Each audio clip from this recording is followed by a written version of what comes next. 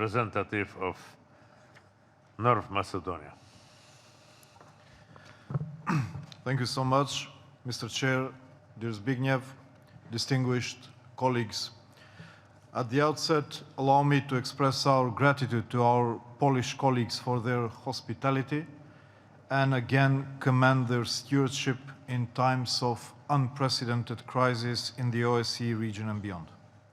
You had a truly difficult job and despite challenges managed to remain resolute in pushing the OSCE agenda forward and safeguarding its values.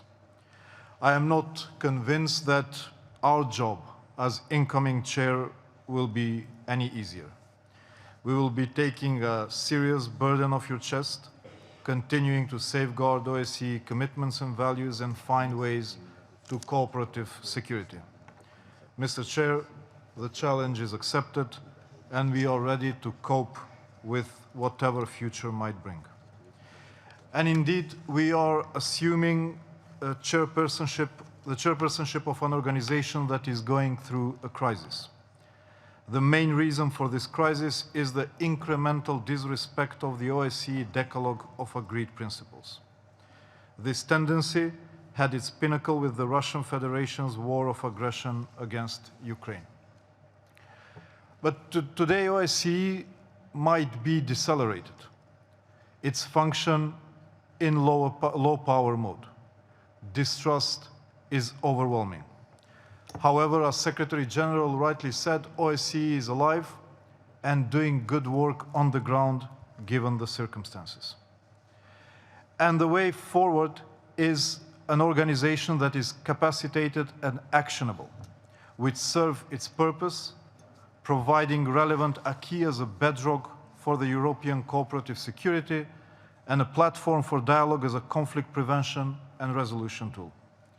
We have invested an immense energy and political capital to develop our organization, an organization that will safeguard our fundamental values and commitments and peace, while offering dialogue as a vehicle of cooperation.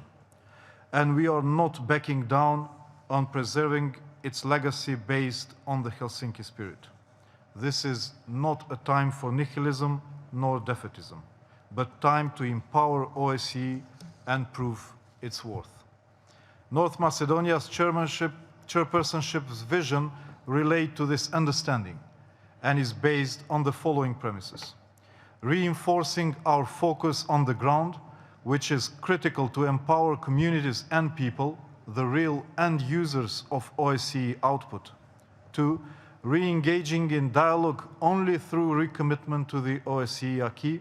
And 3, restoring trust as an investment in peace and the OSCE resilience. Mr. Chair, the OSCE toolbox has proven to be prolific. I have nothing but trust in the important work of the field missions and autonomous institutions tasked with important mandates to foster our concept of comprehensive security. Political backing and good faith cooperation are crucial to reach its potential. It has done so many good across the OSCE space and in Ukraine. It could do even more, and it will do so once the war is over, which is an utmost priority.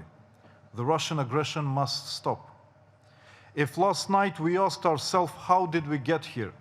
Today, we should ask, what now? And how do we get out of here? These are all consequently related and interdependent questions. And while we are focusing on the root causes, we should be also reflecting on the way forward, which in my opinion presupposes absence of war and belligerence and return to meaningful dialogue based on trust and full compliance with our principles. Today's meeting reconfirmed that we are at a critical juncture. The weight of today's uncertainty is on our shoulders. So is the burden of responsibility. If we are serious about our very own and the future of our organization, we must demonstrate earnest commitment and act accordingly in line with our values, common purpose, and entrusted mandate.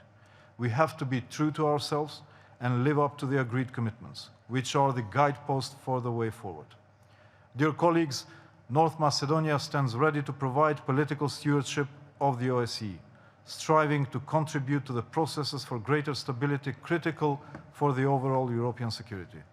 However, you would agree that these processes depend on all of us. Again, gratitude to Poland for organizing this year's Ministerial Council, and I thank you, Mr. Chair, for your attention. Thank you very much. And now I give the floor to the distinguished